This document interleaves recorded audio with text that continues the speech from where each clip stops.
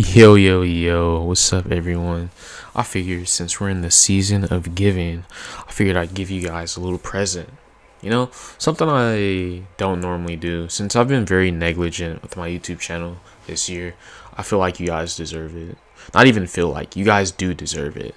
But I'm going to go through and go over my Sens. And I'm also going to go over advanced look controls, which is what I use for my Sens, and pretty much how everything works in the best of my ability. I would ask that you guys educate me if I do get anything wrong, and also any criticism on this video is really helpful because I want to do more like this, so let me know. So if you go into your settings and you scroll to the controller tab, if you go all the way down, you'll find advanced look controls right under vibration. First up is our dead zone. Your dead zone is an area within your range of input where movement of your stick isn't registered. The lower the dead zone, the more control you have over your aim. First things first, I want to say, if you turn it up, there will be a blue ring that you get, which should pop up in a second. I should move it over.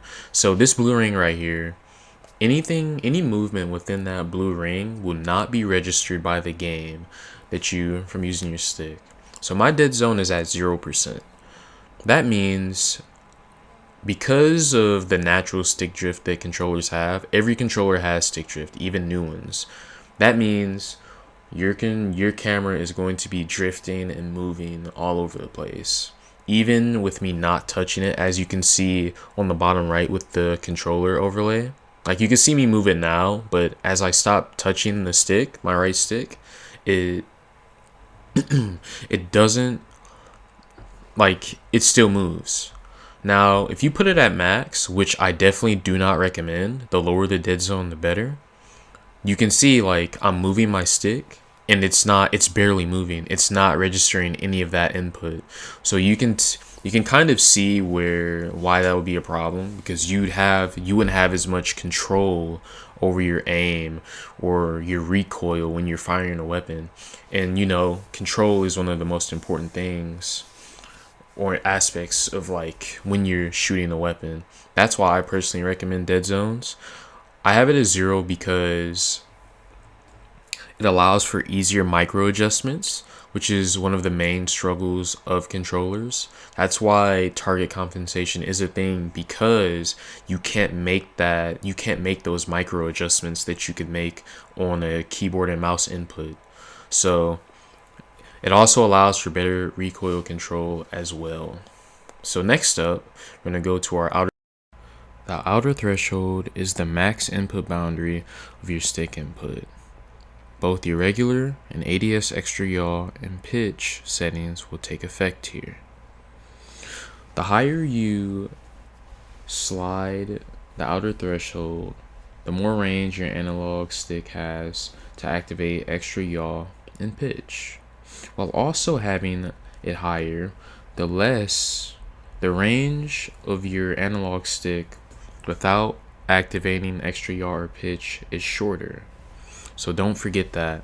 I personally think that you shouldn't put it over 4%. I like to use that 1%, but I think you guys should experiment.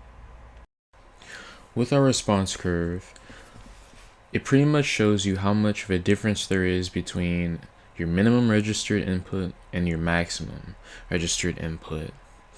If I want to describe it to you guys, the best I could say is, when it comes to minimum or lower, it can be extremely twitchy, and the higher it is, it can feel pretty dull. As you can see here, I have my response curve very low. As you can see, it feels very twitchy. I'm overcompensating for my shots, and I'm missing a lot more. I used to play on a lower response curve, but over time, I switched it and I raised it. Now, I would personally recommend 7, 8, and 9. This is what I use. But to give you a better understanding of how dull it may feel, this is it at max. As you can see, there's a little bit more of a delay, But when I aim down my sights, it takes a lot more for me to compensate and control the recoil.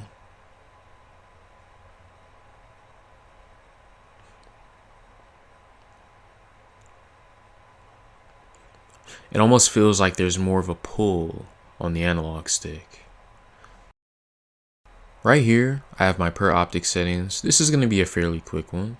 I like to use for my 1x optics and iron sights with my 2x optics at 0.9, which does change. I think it slows it down enough for me to control. As you can see here, pretty straightforward. It feels a lot smoother for me. Even at longer ranges, I can still hit for at least 180, which is what I try to go for whenever I'm practicing in the range. Pretty much everything else, I keep it, pretty much everything else higher than the 2x, I keep it at default. But yeah, that's pretty much it. Right here, we have my yaw speed, which pretty much affects how fast your view turns left and right. I like it at 320. I feel like it's not too fast and it's not too slow. Fast fencing while also maintaining accuracy for hip fire left and right, or tracking people left and right, I should say. In a bit, I'm gonna go into my game so I can show you how it looks. This is our left and right. This is what yaw affects, left and right, how fast it turns. And then we're going to go into our pitch. My pitch is at 270.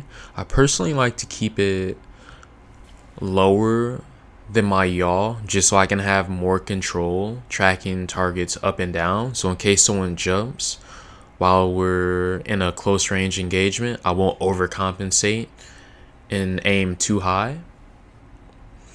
But yeah, I pretty much think that this is really good. This is a really good setting for me. I almost never change this at all. I have had it higher, not my pitch, but I've had my yaw speed higher to max, but that's pretty much it. This is perfect. Right here, I have my ADS, yaw, and pitch speed. So before, I used to have my pitch lower than my yaw, but over time, I was experimenting and I realized that for me personally, having them on equal ground helped me out a lot. Now, I do think you guys should experiment with this because I do change this around a lot at times. The highest I've had it was 180 for both pitch and yaw.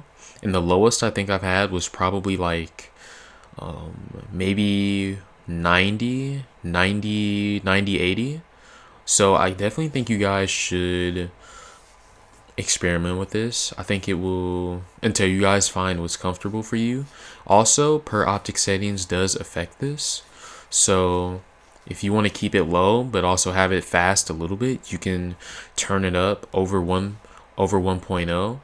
So I definitely so that's definitely a good thing to think about, or something to remember when you are playing around with your ADS pitch and yaw speed. You don't have to do it, but it is an option for you guys to have. All in all, I would like to say the Sens, all these settings that I have for my ALC, they feel really consistent to me. Now, the only thing that I'd say is very inconsistent that I change a lot is my ADS, yaw, and pitch. That's pretty much it, but everything else is pretty much consistent. It feels really good for me. My yaw feels very nice, especially when it comes to fencing. It's not too fast, not too slow like I've mentioned earlier, but it really feels well for me. I really like it. I hope you guys enjoyed this video. If you do, please leave a like. Please hit the subscribe button. If you want more videos like this, definitely let me know in the comments. And don't forget to educate me on anything I may have gotten wrong. Because I do want to be accurate when it comes to this stuff. But have a good day.